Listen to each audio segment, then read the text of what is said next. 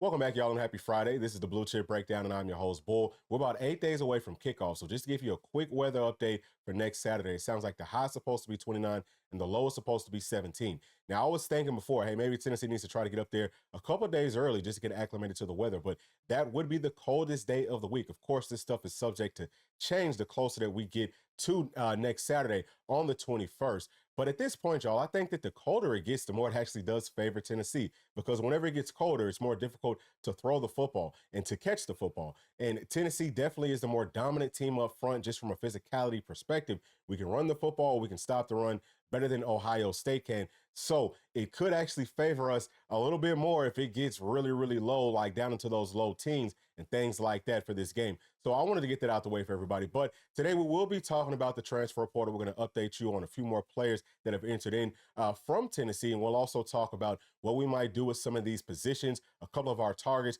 and things like that. Please do us a very big favor. Make sure to like and subscribe to the channel. All right, y'all, what we're looking at are the 4 wide receivers that have either already officially entered into the transfer portal or that will be officially entered in like within the next few days. I would say for sure by next week. They're all 6'3". Most of them will primarily be outside bodies, except for Chaz Nimrod, who can play inside or outside. But we'll start off at the top with Caleb Webb, who we've talked about before, 6'3", 195.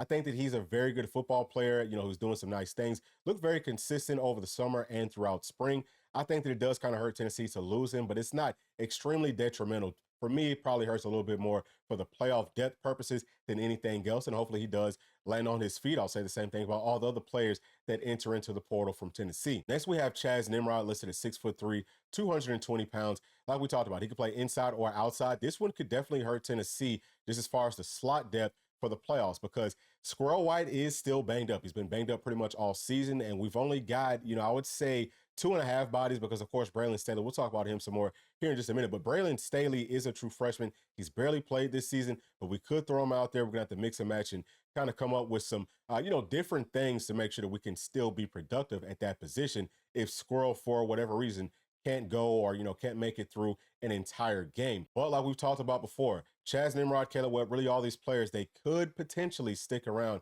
and, play with us throughout the playoffs. That would be huge for us just to have that depth. And, we will see what happens with that. Next, we have Nathan Leacock, listed at 6'3", 217 pounds. We talked about this yesterday. He's actually the fastest wide receiver this season on Tennessee's team. So that one hurts, because if you've been paying attention to this channel for, quite some time, then you would know I was very high on Nathan Leacock coming out of high school. He did come out in the 2023 class. Same thing can be said about Nate Spillman, who's also in that 2023 class, listed at 6'3", 200 pounds. Both of these guys will be outside players. Nate Spillman is the brother of linebacker Edwin Spillman. I don't think that that's going to make too much of a difference with Edwin, if he's going to stay or if he's going to leave. I think that he's probably going to be staying with Tennessee. But I would say for sure, Nathan Leacock is a pretty sizable loss. A lot of people might try to gloss over that just because he hasn't played that much this season. But man, his potential was just so high. And now that we're starting to get, shorter on depth with our wide receivers, I would have loved to have kept him around, especially because, I talked about it, man. He could actually mimic some of the things that guys like Jeremiah Smith can do physically. But at this point, if he's not going to be sticking around, we won't have a body that can really mimic it as well as Leacock could have. But let's talk about the players that will be sticking around for Tennessee. And we do have the true freshmen. I think all of these guys would be expected to come up at some point in January. Some of them might actually be up quicker than that. Like they might be up on campus next week, but I don't think that they could play in the playoffs, if I'm not mistaken. Up at the top, we have 2 players with a star next to their name. That means that I believe that they are out of eligibility. Bruce should definitely be done. Dante, I've seen some people talking about, well, Dante could come back for one more season, but I've looked at it. He's played 4 seasons. He's played in more than 4 games in 4 seasons. So he should not have any more eligibility unless you're talking about COVID years. And I don't really know how that works. So it would be great if he could come back, but he's also been the most productive wide receiver. He hasn't played that many snaps this season, but he does have the most touchdowns and things like that. So I think that he might try to go on pro, and hopefully he can land pro. I would say that both of these guys have a good shot to land somewhere just as far as the NFL goes. But those 2 players are outside guys. Now with Brew, he could play some inside of the slot. And we talked about how nice that package might look with 1 tight end. And, you have a big guy like Brew playing inside of the slot. You're going about, 6'3" and up at least across the board. It could be about 6'3", almost 220 pounds across the board if you're counting our tight ends too. So these are all physical bodies that can go out and, catch the football, run good routes and things like that. I feel like that would be a huge problem versus Ohio State because we talked about it. They're really not that physical of a football team. But we also have Chris Brazzell, who should be back next season, listed at 6'5", 200 pounds. He's an outside body for sure.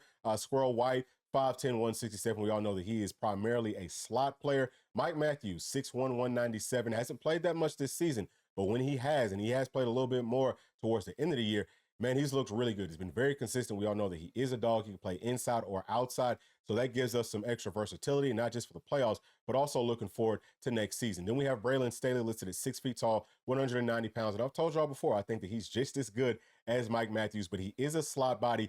He's a dog, man. I cannot wait for him to get his opportunities, to get his moments. And I think that in the playoffs, he will get his chances. We'll see. Will he step up, to the plate and knock it out of the park? I think that he will. I'm very, very confident in what Staley might do for us this season. So I'm very much looking forward to that.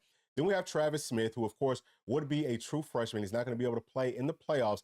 But next season, man, at 6'3", 200 pounds, he could actually end up starting on the outside for us, if we don't go to the portal and add some more bodies. We'll talk about that some more here in just a minute. But then we have Radarius Jackson, another true freshman, 6'2", 184 pounds. He could play inside or outside.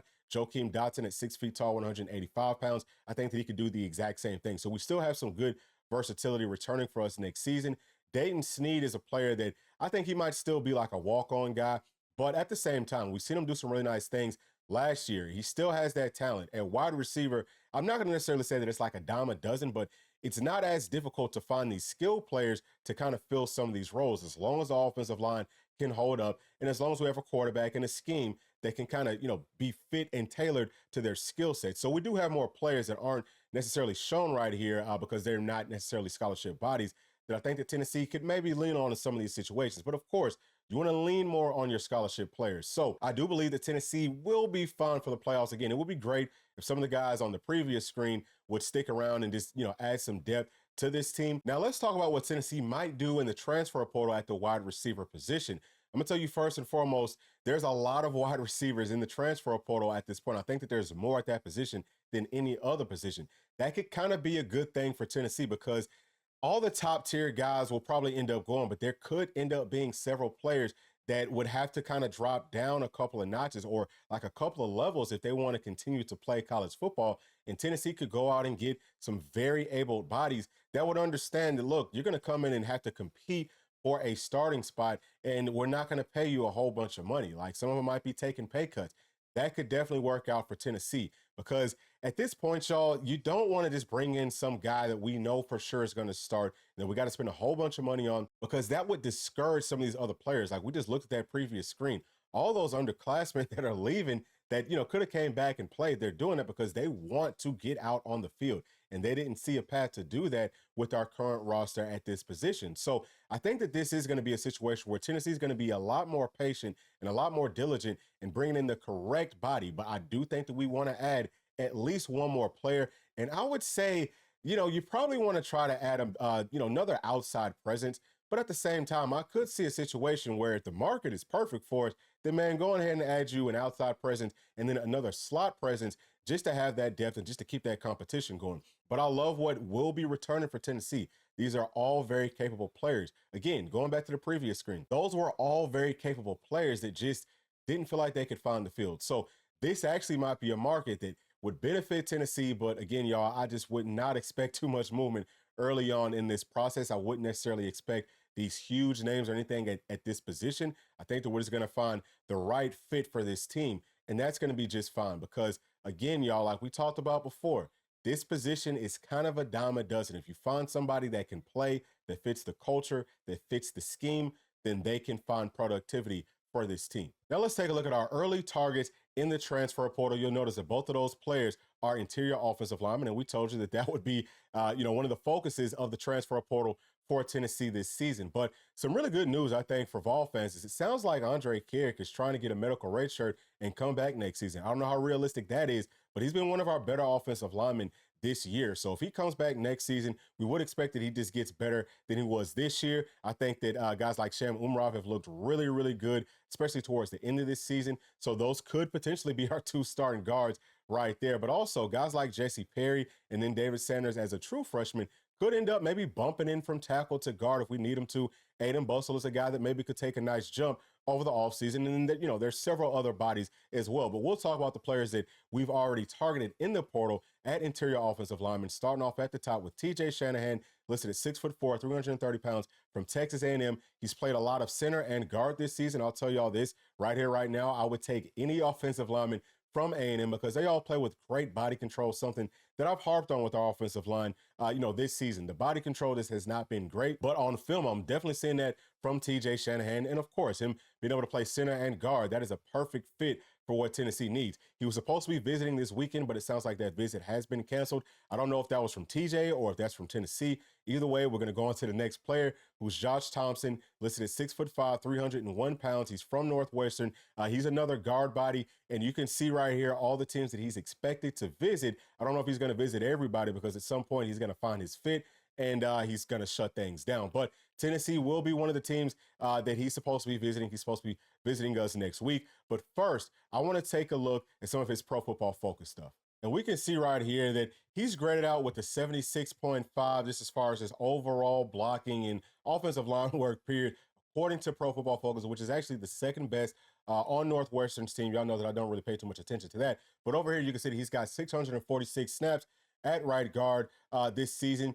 Over here, you're seeing his run blocking at a 75.5. That's actually the best amongst all of their offensive linemen. To me, the bigger thing is going to be about how does he measure up compared to the rest of their offensive line on a pretty even scale. And you can see that he does look good according to Pro Football Focus. So we're just going to keep on scrolling this thing on over. You can also see that his pass blocking is at an 82 overall according to Pro Football Focus, and that is second amongst their entire offensive line. So Pro Football Focus is pretty high on this young man. Let's take a look at what he's given up this season. 0 sacks and 9 pressures. So his pressure rate is only at 2.2%. If you're just looking at those numbers, things look really good for Josh Thompson. And you can see why there's so many teams that are after him in the transfer portal.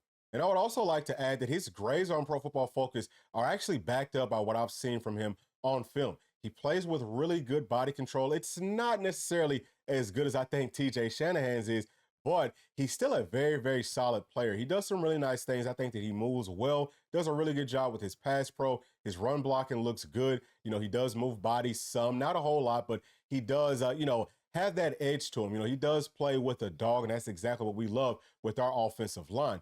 But let's talk about his visits that he has set up.